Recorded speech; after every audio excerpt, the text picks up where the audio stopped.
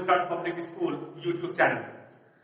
आज हम लोग बात करेंगे सिविक्स स्टैंडर्ड 7 चैप्टर नंबर 1। हमारा चैप्टर है व्हाई डेमोक्रेसी। Why democracy. अगर हम लोग ये समझने की कोशिश करें कि लोकतंत्र क्यों, इससे पहले इस चैप्टर को शुरू करें, और चैप्टर का हमारा शुरुआत होता है, if you will start this chapter, और चैप्टर जो शुरू होता है वो क्वेश्चन के साथ शुरू होता है व्हाई डेमोक्रेसी, लोकतंत्र क्यों। दुनिया में बहुत सारे रूलिंग सिस्टम हैं, there are many ruling system all over the world, लेकिन लोकतंत्र ही क्यों, डेमोक्रेटिक सिस्टम ही क्यों, डिक्टेटरशिप क्यों नहीं, किंगशिप क्यों नहीं, आर्मी रूल क्यों नहीं। इन चीजों के बारे में बात करने से पहले यह बात करना बहुत जरूरी हो जाता है कि डेमोक्रेसी है क्या, लोकतंत्र है क्या। डेमोक्रेसी, डेमोक्रेसी का मतलब होता है लोकतंत्र। लोकतंत्र अगर आप हिंदी में से समझने की कोशिश करो, डेमोक्रेसी को, इसका मतलब होता है हिंदी में लोकतंत्र। अगर आप इसे समझेंगे तो पता चलेगा लोकतंत्र, लोक मतलब होता है जनता, पीपल, और तंत्र का मतलब होता है शासन। ऐसी शासन व्यवस्था, ऐसे रूलिंग सिस्टम जहां पर जनता के द्वारा शासन को चलाया जाता है। अगर आप दुनिया के अन्य रूलिंग सिस्टम को देखो, एक्सेप्ट ऑफ डेमोक्रेटिक सिस्टम, चाहे वो किंगशिप हो, आर्मी रूल हो, या दुनिया के किसी भी अन्य शासन प्रणाली को आप देखो, तो किसी भी शासन प्रणाली में जनता का डायरेक्ट भागीदारी नहीं होता है। केवल डेमोक्रेटिक सिस्टम एक ऐसा सिस्टम है, एक ऐसी शासन प्रणाली है जहां पर जनता को खुद भागीदार होना होता है। जनता अपनी मर्जी से, अपने चॉइस से, अपनी इच्छा से अपने रिप्रेजेंटेटिव्स को, अपने प्रतिनिधि को चुनता है। उसके ऊपर शासन कौन करेगा, उसके लिए कानून कौन बनाएगा, देश को कौन चलाएगा, उसके राज्य को कौन चलाएगा, ग्राम पंचायत का प्रधान कौन होगा, इन तमाम बातों को जनता तय करती है। और यह व्यवस्था सिर्फ लोकतांत्रिक शासन व्यवस्था में है। इसके अलावा दुनिया में जितने भी रूलिंग सिस्टम है, किसी भी रूलिंग सिस्टम में जनता को इस प्रकार का अधिकार मिला हुआ नहीं है। यही कारण है कि आज पूरी दुनिया में 50% से ज्यादा देशों में, मोर देन 50%, आप देखेंगे उन देशों में लोकतांत्रिक शासन प्रणाली को फॉलो किया जाता है। वहां के लोग लोकतांत्रिक शासन व्यवस्था पर विश्वास करते हैं। और ऐसे देश जहां पर लोकतंत्र नहीं है, बहुत सारे ऐसे देश हैं, वह देश लोकतांत्रिक शासन व्यवस्था को स्थापित करने के लिए स्ट्रगल कर रही है, संघर्ष कर रही है। तो स्टूडेंट्स, आप एक बात को बहुत ही आसानी से समझ सकते हैं, you can very easily understand that जितने सारे रूलिंग सिस्टम हैं, उन सभी रूलिंग सिस्टम में अगर सबसे बेहतर, सबसे अच्छा कोई शासन प्रणाली है, वो लोकतांत्रिक शासन प्रणाली है। इसमें और भी बहस का बहुत सारा मुद्दा हो सकता है कि अन्य जो रूलिंग सिस्टम है वो इससे बेहतर है या नहीं है।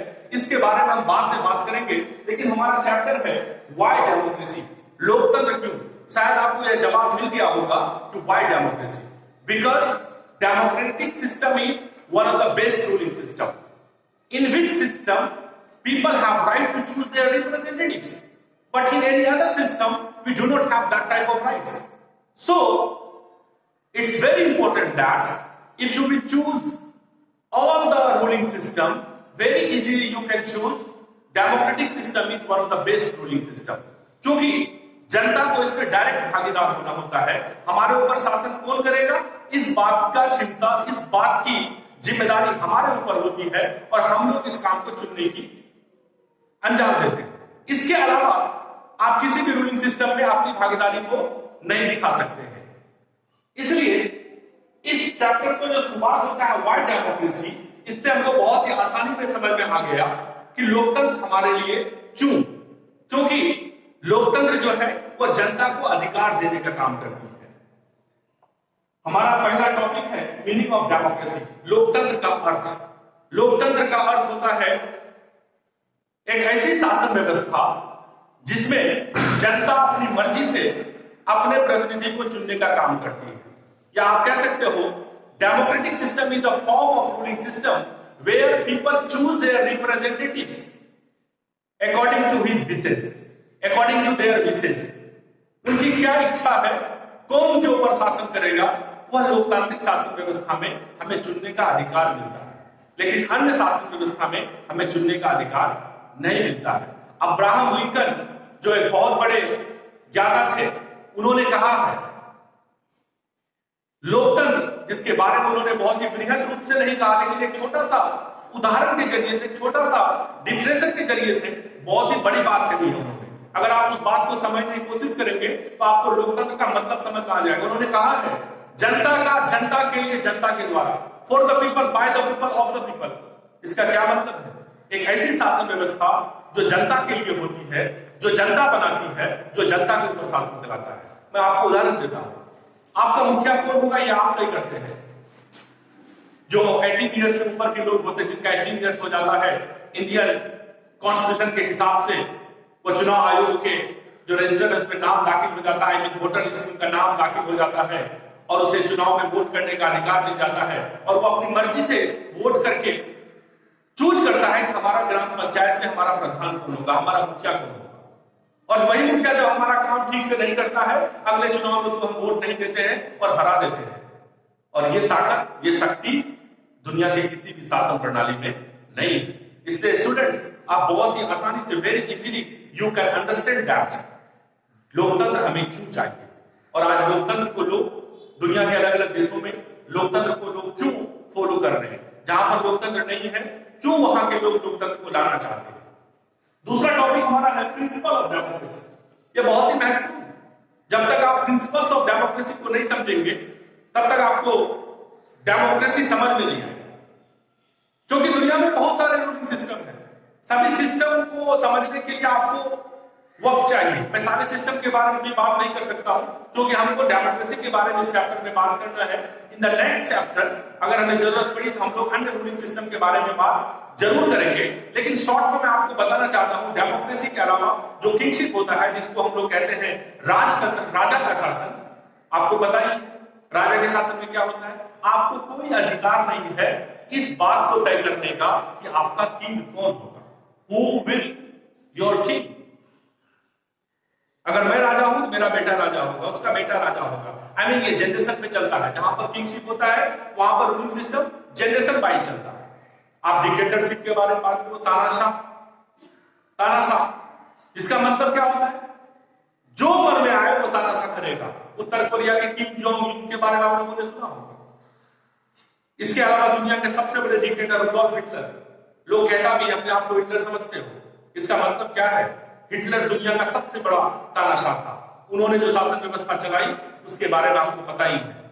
इसलिए डेमोक्रेटिक सिस्टम से बेहतर अनरूलिंग सिस्टम नहीं है, इस बात को हमें समझना पड़ेगा। लेकिन हाँ, कुछ ऐसे क्राइटेरिया हैं, कुछ ऐसी चीजें हैं जो अनरूलिंग सिस्टम में डेमोक्रेटिक सिस्टम से बेहतर है, उसके बारे में हम लोग बात कर सकते हैं। अभी मैं बात कर रहा हूं प्रिंसिपल ऑफ डेमोक्रेसी। सबसे पहला हमारा है सॉवरेनिटी, इसका मतलब होता है संप्रभुता। संप्रभुता का मतलब क्या होता है, हम जिस देश में रहते हैं, जहां पर हमने जन्म लिया है, जिस देश के हम नागरिक हैं, उसकी रक्षा करना, उनके बनाए हुए कानून को मानना, देश के लिए अपने आप को समर्पित करना, देश के बारे में सोचना, देश के लिए अपने आप को सैक्रिफाइस करना, लिबर्टी, स्वतंत्रता। आपको पता है हमारा देश 15 अगस्त 1947 को आजाद हुआ, लेकिन उससे पहले हम लोग अंग्रेजों के शासन में थे। We were under the English rule. हम लोग बहुत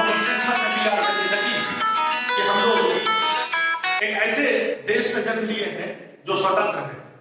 लेकिन जिस समय हमारा देश गुलाम था, जिस समय हमारा देश अंग्रेजी शासन के अंदर में था, उस समय हमारे देश की क्या हालत थी, हमारे साथ क्या व्यवहार किया जाता है, आप अगर इस बात को जानेंगे और मुझे लगता है आप जरूर जानते होंगे उस समय हमारे देश की किस तरह से शासन व्यवस्था चलती थी, कैसे लोगों के साथ व्यवहार किया जाता था।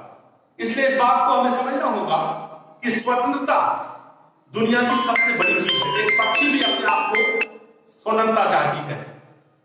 एक जानवर को भी अगर आप रस्सी को खोल दो, उसे आजाद कर दो, वो अपने आप को अच्छा महसूस करती है। हम तो मानव है, ईश्वर ने, प्रकृति ने जितने सारे चीजों को क्रिएट किया है, उन सभी चीजों में सबसे बेहतर प्राणी अगर कोई है वो इंसान है।